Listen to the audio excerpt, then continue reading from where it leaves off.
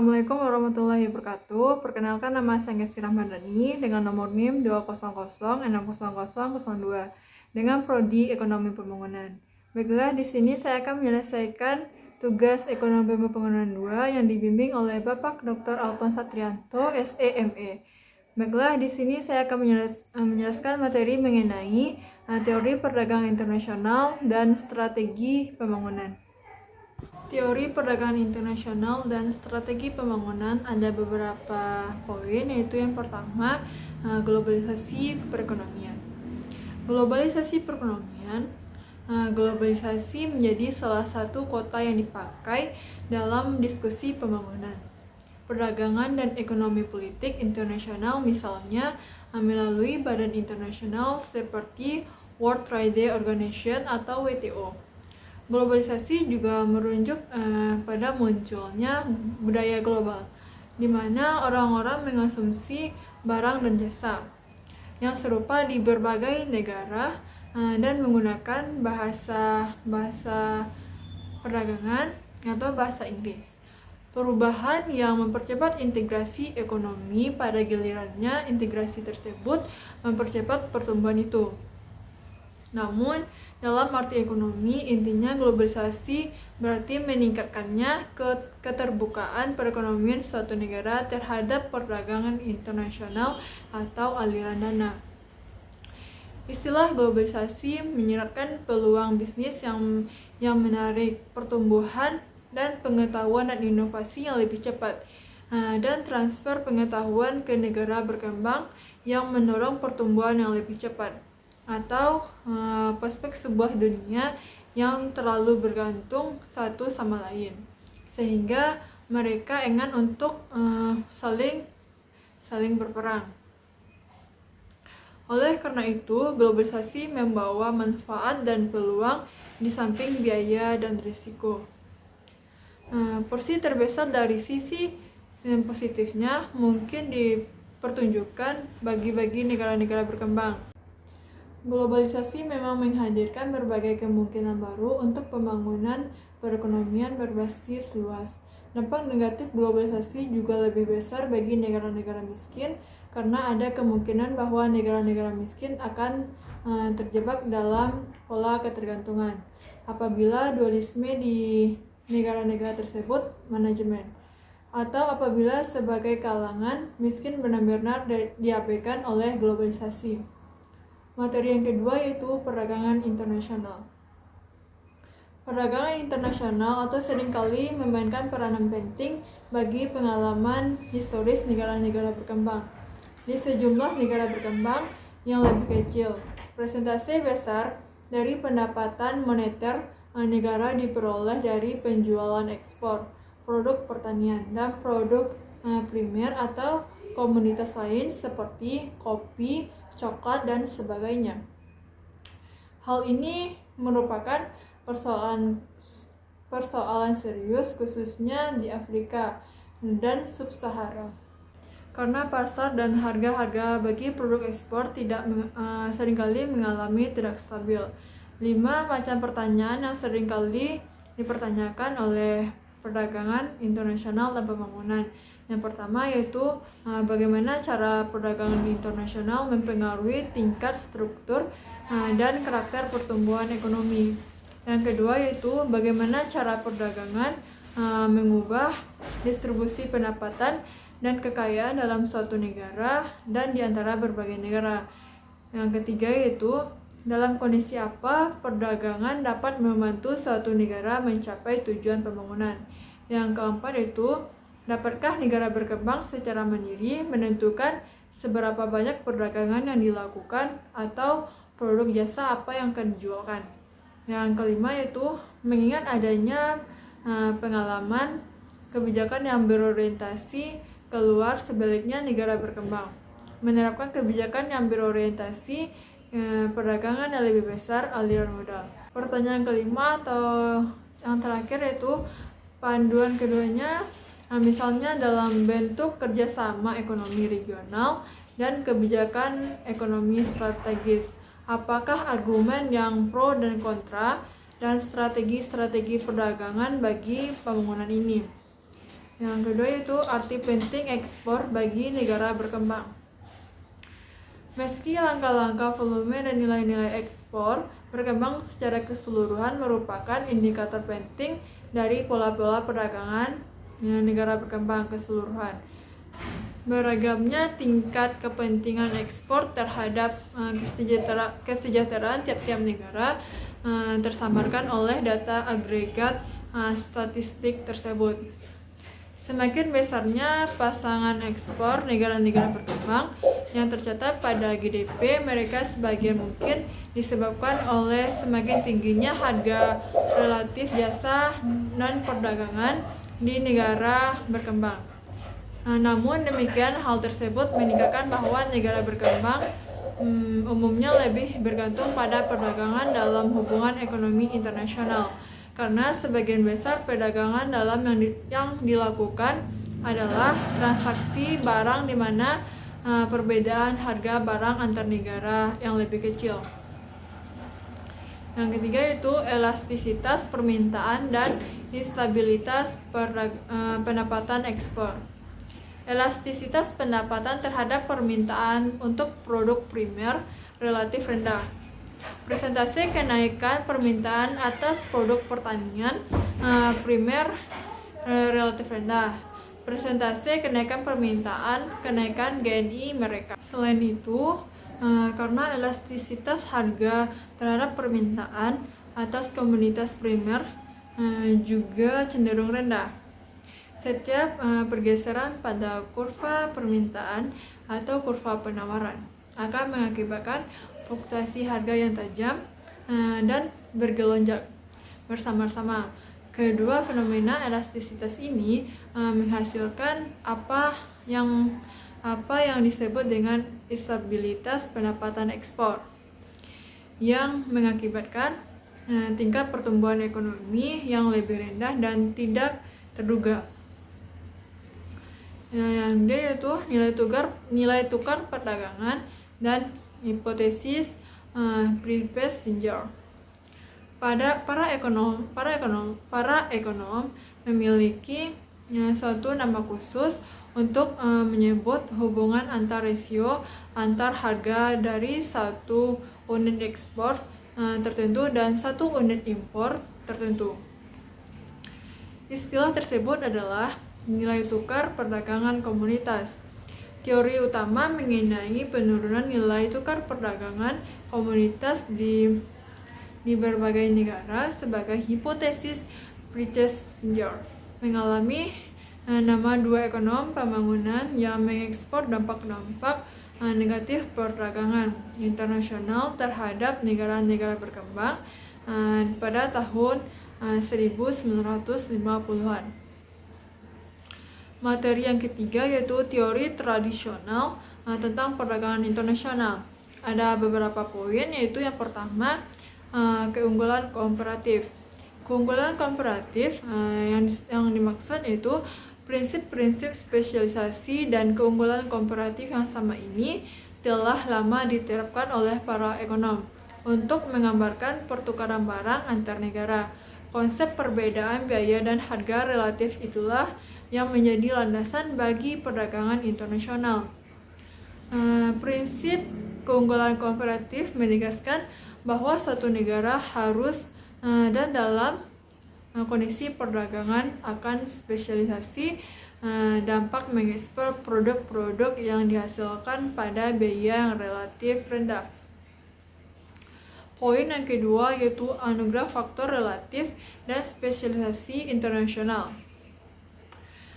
Teori keunggulan komparatif klasik mengenai perdagangan bebas merupakan model statis yang sangat didasarkan pada suatu negara pada satu variabel faktor produksi dengan pendekatan spesialisasi untuk menunjukkan keuntungan dan perdagangan. Sebagai rangkuman teori anugerah faktor produksi ini dapat didasarkan pada landasan pada dua pemikiran pokok tersebut, yaitu pertama, produk yang berbeda membutuhkan faktor-faktor produksi dalam proporsi yang relatif berbeda-beda.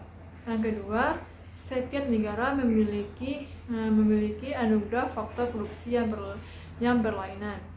Poin yang ketiga yaitu teori perdagangan dan pembangunan dan argumen-argumen tradisional.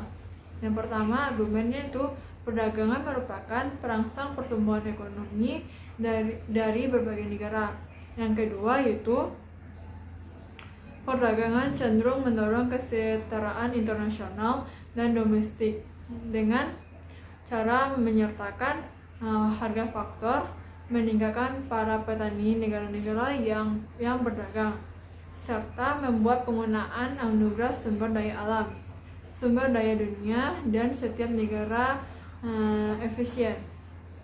Argumen yang ketiga yaitu perdagangan membuat negara-negara mencapai pembangunan dengan mempromosikan dan memberikan manfaat bagi sektor-sektor ekonomi di mana negara individu memiliki keunggulan komparatif, baik dalam hal efisien dan tenaga kerja atau anugerah faktor.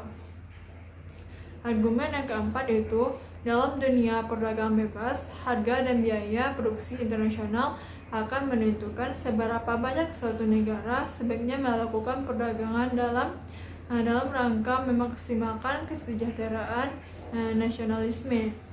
Argumen yang kelima yaitu terakhir untuk meningkatkan pertumbuhan dan pembangunan.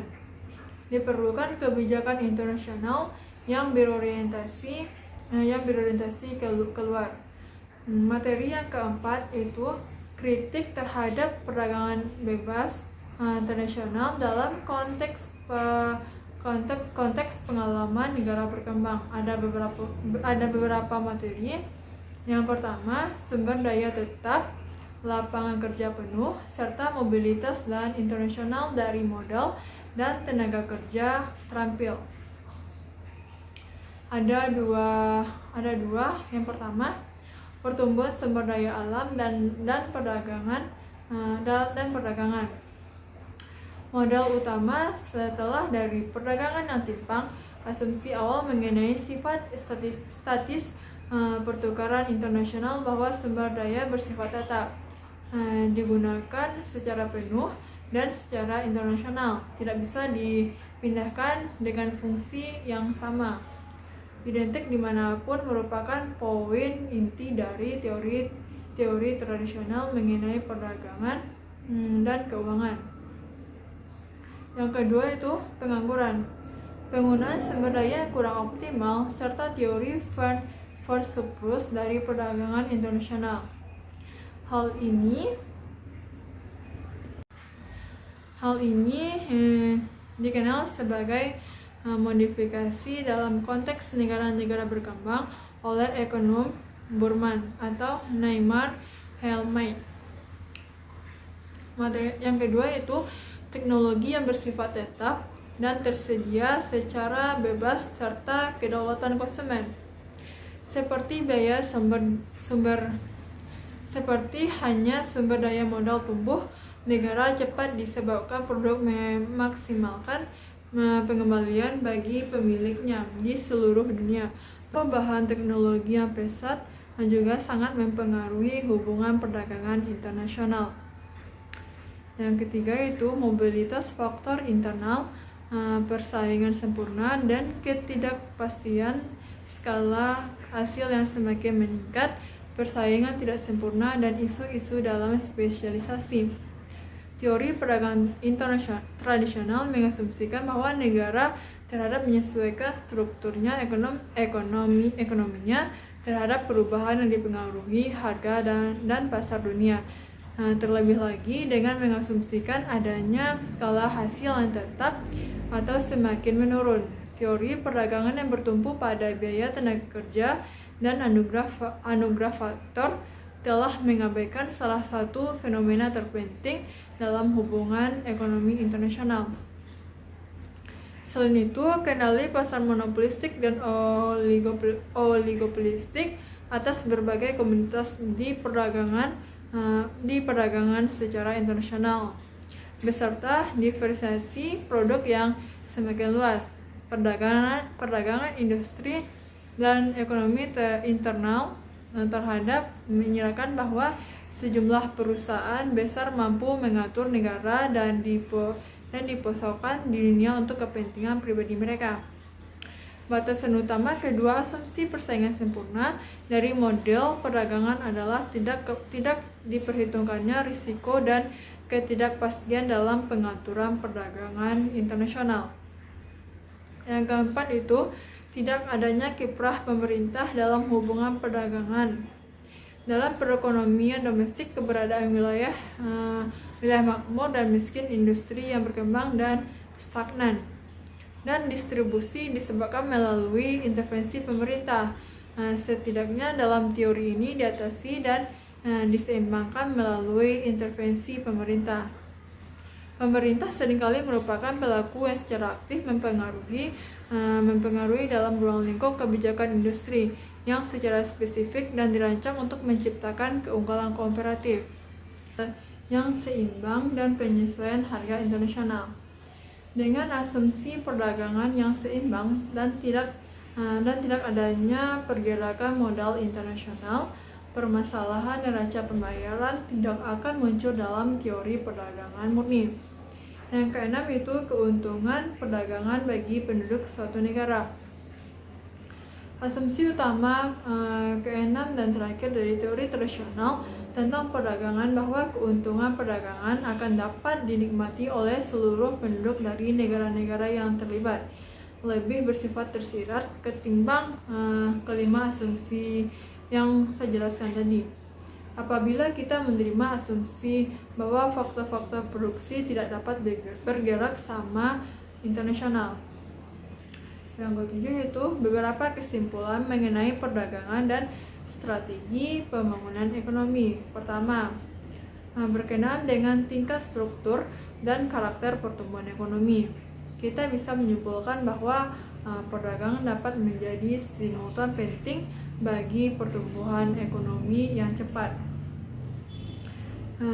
Yang kedua yaitu ketika peluang perdagang menguntungkan, muncul perdagangan luas negeri terhadap merangsang pertumbuhan ekonomi agregat. Kesimpulan ketiga yaitu kondisi di mana perdagangan dapat membantu suatu negara mencapai aspirasi pembangunan sebagian besar pada kemampuan negara berkembang. Contohnya dalam bentuk kauskus pada negosiasi WTO atau forum GZO. Kesimpulan keempat itu apakah negara-negara berkembang dapat menentukan seberapa banyak mereka dapat berdagang lebih bersifat spekulatif. Yang kelima yaitu apakah pada saat posisi perdagangan seimbang, negara-negara berkembang sebaliknya berorientasi keluar pada negara-negara dunia. Materi perdagangan internasional bagi bangunan, promosi ekspor versus substitusi impor. Ada beberapa poin. Yang pertama, promosi ekspor berorientasi keluar untuk menghadapi hambatan perdagangan. Promosi ekspor untuk produk primer atau komoditas telah lama dianggap sebagai sarana utama dalam strategi pembangunan jangka panjang. Apapun yang layak eksploitasi ekspor komoditas primer. Keterbatasan permintaan seperti yang telah diulas sebelumnya, banyak negara berpendapatan rendah masih bergantung pada produk primer untuk besar pendapatan ekspor mereka. Pada sisi permintaan, sepertinya terdapat sedikitnya impor yang menghambat ekspor untuk primer dan terutama pangan pertanian dan bahannya. Yang pertama, elastis permintaan atas permintaan untuk bahan pangan pertanian dan bahannya relatif rendah dibandingkan dengan produk minyak bumi. Yang kedua yaitu perluasan ekspor produk manufaktur. Ekspansi ekspor produk manufaktur telah lama oleh kebiasaan spekuler negara-negara seperti Korea Selatan, Singapura, Hong Kong, dan Taiwan. Bagi negara-negara berkembang secara keseluruhan, ekspor manufaktur tumbuh dari kisaran 6% nilai ekspor total mereka pada tahun 1950 hingga menjadi 64% di tahun 2000. Keberhasilan ekspor pada beberapa dasawarsa terakhir ini, terutama di negara-negara macan Asia, telah memberikan dorongan bagi argumen pendukung pasar bahwa pertumbuhan ekonomi yang baik dilandasi oleh kekuatan pasar, kebebasan usaha, dan sebagainya. Yang poin ketiga yaitu substitusi impor, berorientasi ke dalam tetapi masih berorientasi keluar. Dengan mengamati pasar dunia yang melemah atas produk impor mereka dan menganut keyakinan telah diterima secara luas. Substitusi impor mengharuskan adanya upaya untuk mengganti komoditas yang diimpor, besarnya produk konsumen, manufaktur, sumber produk, dan pasokan domestik. Poin yang keempat itu strategi industrialisasi IS dan akibatnya. Sebagian besar pengamat meyakini bahwa strategi industrialisasi substitusi impor sebagai besar kurang berhasil. Lebih tepatnya terhadap 5 akibat yang tidak diinginkan. Yang pertama, karena merasa aman beradab. Kedua yaitu penerima manfaat utama dari proses substitusi impor seringkali adalah perusahaan asing. Yang ketiga yaitu sebagian besar substitusi impor dimungkinkan dengan adanya impor barang, modal, dan produk. Yang keempat itu strategi substitusi impor adanya dampak terhadap ekspor primer tradisional. Yang kelima yaitu dari substitusi impor ini yang mungkin timbul dari gagasan mendorong pertumbuhan industri yang baru berkembang dan kemandirian industri dengan menciptakan keterkaitan. Poin yang kelima yaitu nilai tukar valuta asing, pengendalian nilai tukar, dan keputusan devaluasi. Nilai tukar resmi suatu negara merupakan harga di mana bank sentral bersedia untuk mentransaksikan mata uang lokalnya untuk ditukarkan dengan mata uang lainnya. Dalam pasar valuta yang resmi, nilai tukar biasanya dinyatakan dalam dolar Amerika Serikat, peso, riel, pound, dan yen. Sebagai contohnya yaitu nilai tukar resmi Rand Afrika Selatan terhadap dolar Amerika Serikat pada tahun 1998 adalah sekitar 1 Rand per dolar, dan rupiah India dinilai secara resmi pada kisaran 40 rupiah per dolar. Apabila suatu perusahaan manufaktur Amerika Selatan ingin mengimpor kain dari ekspor tekstil India sebesar 40 rupiah, maka perusahaan Afrika Selatan ini membutuhkan 5.000 Rand untuk melakukan pembelian tersebut. Akan tetapi, karena hampir semua transaksi pertukaran valuta mengatakan dalam dolar Amerika Serikat, importir Afrika Selatan harus membeli 1.000 dolar dari Bank Sentral Afrika Selatan dengan 5.000 Rand-nya dan kemudian mengirimkan dolar tersebut kepada India melalui saluran resmi. Yang terakhir yaitu optimis dan pesimis perdagangan. Argumen tentang ini yaitu perdagangan optimis terhadap cenderung tidak mengutamakan pasar permintaan internasional dalam menentukan keuntungan perdagangan. Justru mereka berfokus pada hubungan antara kebijakan perdagangan, kinerja ekspor, dan pertumbuhan ekonomi.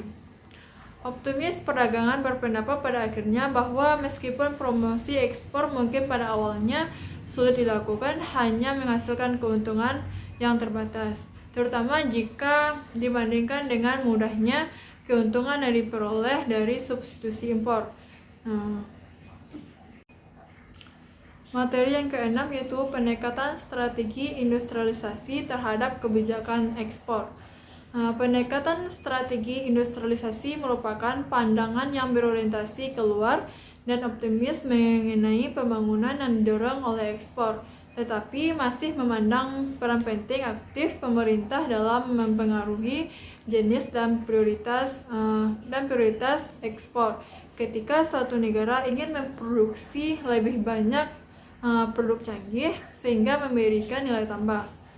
Ya, rangkaian penelitian tersebut telah menunjukkan bahwa alih-alih beroperasi pada landasan perdagangan bebas, setidaknya 45 perekonomian Asia Timur yang berorientasi ekspor yang menjadi negara-negara berpendapatan tinggi.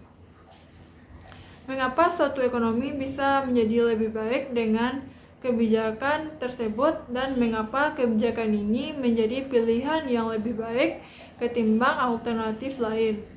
Dalam mencapai tujuan, dalam perekonomian dunia yang makin peluang untuk tumbuh melalui ekspor dengan bersandar pada pasar bebas dan dalam beberapa hal lebih besar, tetapi dalam hal lain berkurang ketimbang sebelumnya. Sebagai contoh, berakhirnya Montpellier Agreement membuat negara-negara berpendapatan rendah semakin sulit untuk meluncurkan program ekspor manufaktur melalui cara tradisional untuk menilai ekspor melalui produk tekstil. Dalam penelitian Rothright, prinsip umum lainnya adalah menargetkan kegiatan pasar baru. Dalam penelitian Rothright, prinsip umum lainnya adalah menargetkan kegiatan baru, bukan kegiatan lama menggunakan tolak ukur yang jelas untuk memilih sektor yang masih layak didukung. Selanjutnya materi yang ketujuh yaitu perdagangan selatan-selatan dan integrasi ekonomi. Ada beberapa poin. Yang pertama, integrasi ekonomi. Perdagangan selatan-selatan hampir mencerminkan sepertiga dari seluruh ekspor negara-negara berkembang. Ekspor ke Cina telah memberikan peluang penting belakangan ini bagi sebagian besar negara berkembang. Banyak dari ekonom pembangunan awal seperti menyatakan bahwa negara-negara berkembang. Salah satu varian atau hipotesis perdagangan selatan-selatan adalah bahwa negara berkembang sebaiknya melakukan lebih dari sekedar perdagangan yang lebih besar satu sama lain dan beralih pada integrasi ekonomi. Integrasi ekonomi terjadi ketika sejumlah negara dalam wilayah yang sama bergabung untuk membentuk uni ekonomi atau blok perdagangan regional dengan menciptakan tarif terhadap produk-produk dari negara-negara non-anggota sembari membebaskan perdagangan antar anggota.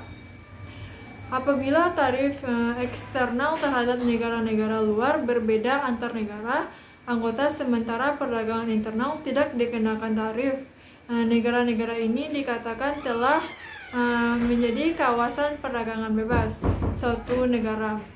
Beberapa keunggulan khusus lain yang tergantung pada kondisi lokal negara-negara berkembang yang tidak berbatasan langsung dengan laut dianggap memiliki lokasi yang lebih aman untuk berinvestasi ketika mereka bergabung dalam kesepakatan perdagangan bersama sejumlah negara di mana setidaknya salah satu negara anggota memiliki akses ke laut. Poin yang kedua yaitu blok perdagangan regional dan globalisasi perdagangan. Blok perdagangan regional ini adalah apakah blok demikian yang mereka perekonomian dunia yang menghambat globalisasi perdagangan, pertimbangan lainnya terkait dengan integrasi dari negara-negara berkembang. Anggota blok perdagangan yang berada pada tahapan pembangunan yang berbeda. Anthony Venables berpendapat melalui penjelasan lebih lanjut dari teori perdagangan tradisional bahwa dalam satu pabean tunggal, negara yang tingkat keunggulan komparatifnya berada di antara mitranya dan negara-negara lain di dunia akan memiliki kinerja yang lebih baik ketimbang negara dengan keunggulan komparatif ekstrem. Secara umum, revaluasi ini bergantung pada kondisi lokal seperti peluang dari manfaat dan spesialisasi kesempatan selatan-selatan yang dalam bentuk terbentuknya lebih dari sekedar mendapat tarif seksama. Materi yang terakhir yaitu kebijakan perdagangan negara-negara maju. perlunya reformasi dan restriksi terhadap proteksius.